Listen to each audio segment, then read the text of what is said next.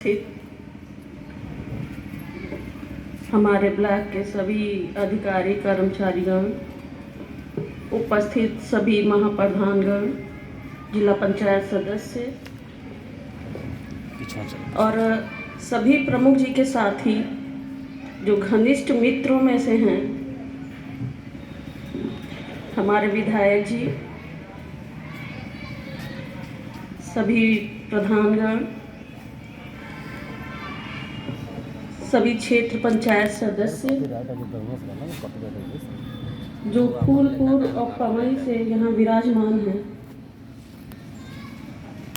आज उन सभी का आभार प्रकट करती हूँ कि प्रमुख जी की पुण्यतिथि पर वो आए और इतना मान सम्मान दिया हमें, हमारे परिवार को। प्रमुख जी को नम आँखों से श्रद्धांजलि अर्पित करती हूँ।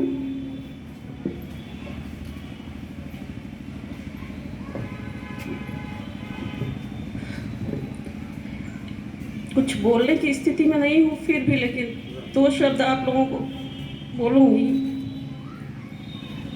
कि मेरी ज़िंदगी में दो ऐसे व्यक्ति हैं जो हमेशा मेरे साथ खड़े रहे। एक मेरे पिताजी और एक मेरे पति। जब यहाँ पे शादी करके आई, प्रमुख जी के साथ पहला कदम रखा, तो जिस परिवेश में मैं पली हूँ, आप सभी को पता है, वो परिवेश इस परिवेश से बहुत अलग, अपने आप को एडजस्ट नहीं कर पा रही थी। तो सहयोग मेरे पति ने सबसे ज़्यादा किया। उन्होंने हर कदम पे मेरा साथ दिया, कदम से कदम मिलाकर चलना सिखाया, परिवार को एक सूत्र में बांध कर रखना सिखाया। वो मेरे सिर्फ पति नहीं, मेरे गुरु भी रहे हैं। और अपने मान सम्मान के लिए लड़ना भी सिखाया।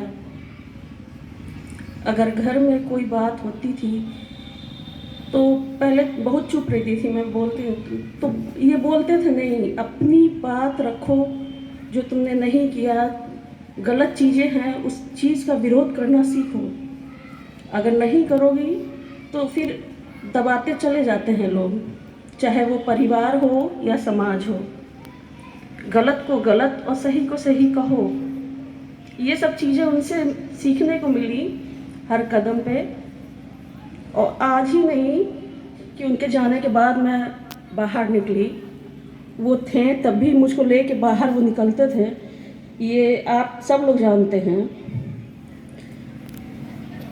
मैं पहली बार माइक पे तब बोली थी जब पवई का इलेक्शन था, वहाँ पे प्रमुख बनी,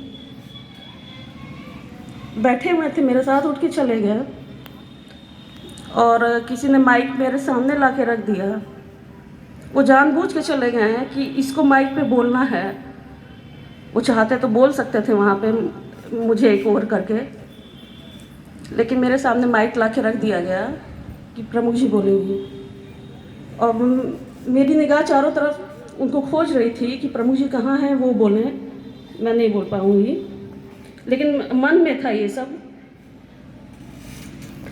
लेकिन जब माइक सामने ला दिया गया तो एक उस परिवार की महिला हूँ कि मान सम्मान भी रखना है, तो बोलना पड़ा। कुछ भी बोला, उस समय क्या बोला नहीं पता मुझे, लेकिन बोला। वो साहस, वो पहला साहस माइक पे बोलने का प्रमुख जी ने हमें दिया।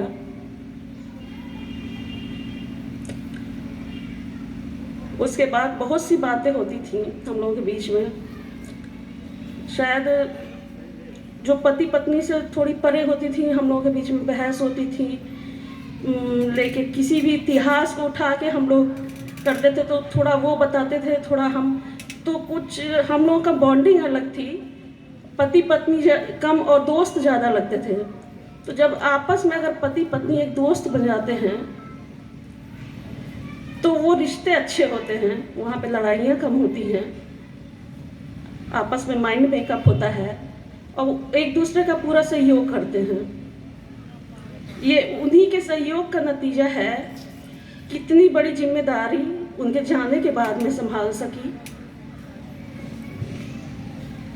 और हर कदम पे उनके जाने के बाद मेरे पिताजी ने साथ दिया। उन्होंने मुझे कभी नहीं रोका किसी काम से। आज भी बोलते हैं तुम जो मैच्योर हो, जो सही समझती हो तुम करो, मैं हमेशा तुम्हारे साथ खड़ा हूँ। तुम्हारे पति जब नहीं हैं आज की डेट में, लेकिन तुम्हारा पिता जिंदा है। इसमें सबसे बड़ा साथ मेरे तीनों ससुर जी ने भी दिया मुझे, जिन्होंने बाहर निकलने का मौका दिया। बहुत कम लोगों को ये नसीब होता है। खास करके ये आजमगढ़ का परिवेश, गांव का परिवेश है, जहाँ पे महिलाएं सिर्फ घर में रह जाती हैं। अब मुझे इतनी बड़ी जिम्मेदारी संभालने के लिए दी गई, इसलिए उन लोगों का भी सबसे बड़ा सहयोग रहा है मेरे जीवन में। आज भी वो लोग कहते हैं अगर कोई दिक्कत होती है तो ये मत समझना कि कोई तुम्हारे साथ नहीं है। अभी सागर वाले चाचा जी से बात हुई तो उन्होंने सीधे इसी शब्दों में कहा कि कोई भी दिक्कत होती है अर्चना तो उमाकांत अभी जिंदा है, ये मत भूलना, मुझसे बोलना। वैसे ही एमपी साहब अंबारी पूछते रहते हैं दिक्कत परेशानियां,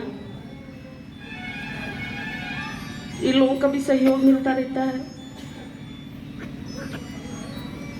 एक पति के जाने के बाद औरतें टूट जाती हैं, बच्चे होते हैं, उनके बच्चे बिखर जाते हैं, लेकिन मेरे पास कोई ऑप्शन नहीं था बिखरने का, टूटने का, क्योंकि इतना बड़ा वो साम्राज्य छोड़ के गए थे। थोड़ा सा कॉन्शियस माइंड हो गए, लेकिन बच्चों ने हमें सिखाया, खासकर मेरे बच्चों ने, जब तीनों लिपट के रोए मेरे से, पूरा दुनिया से जो कनेक्शन था मेरा टूट गया था। कम से कम 1 महीना मुझे पता ही नहीं क्या हो रहा है क्या नहीं, बच्चों से भी कोई लगाव नहीं, ये मन ही नहीं करता था कि रहूं। आप सोचिए, जिंदगी आप जीना ना चाहें और मर ना सके, उन दोनों के बीच की स्थिति में आपको रहना हो तो कितना कठिन होगा। तो बच्चों ने सिखाया, जीने का मकसद दिया कि माँ पापा नहीं है, लेकिन हम लोगों में तुम्हें पापा नहीं दिखते हैं, हम लोग तो उन्हीं का खून है ना। तब मुझे लगा कि बच्चे सही कह रहे हैं, बच्चों की तरफ ध्यान गया।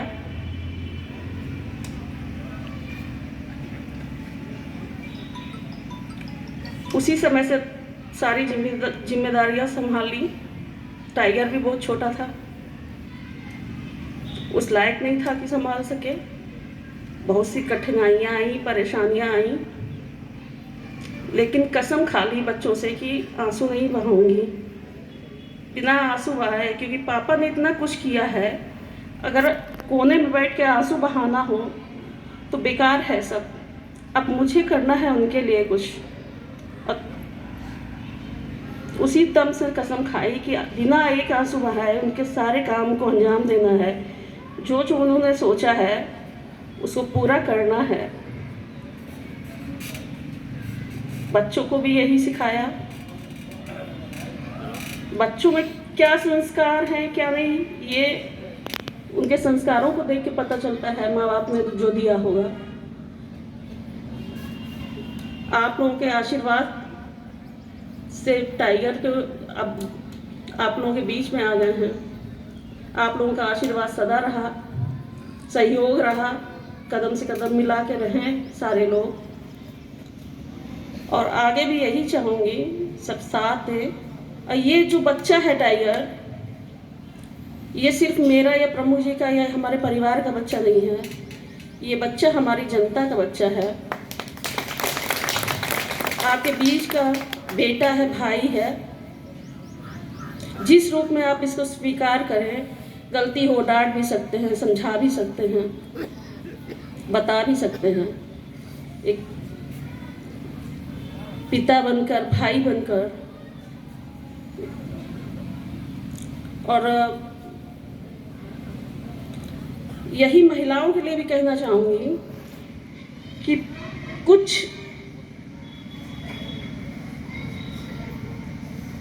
पति के जाने के बाद रहता है कि कुछ सही नहीं रहता है, लेकिन हिम्मत टूटनी नहीं चाहिए। अपना परिवार, अपने बच्चों को देखना चाहिए। कम से कम आज के परिवेश में महिलाओं को तो निकलना ही चाहिए।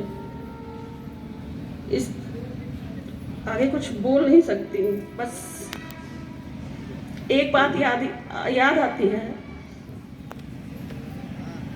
जब कृष्ण जा रहे थे वृंदावन छोड़ के, तो अपनी राधा से एक वादा लिया उन्होंने कि मेरे जाने के बाद तुम एक आंसू नहीं बहाओगी। तो आज वही वादा याद आता है कि मुझे आंसू बहाए बिना सारे काम करने हैं उनके छोड़े हुए। बस इससे ज़्यादा बोल नहीं पाऊंगी। सभी का आभार, प्रणाम करती हूँ। जय हिंद, जय भारत।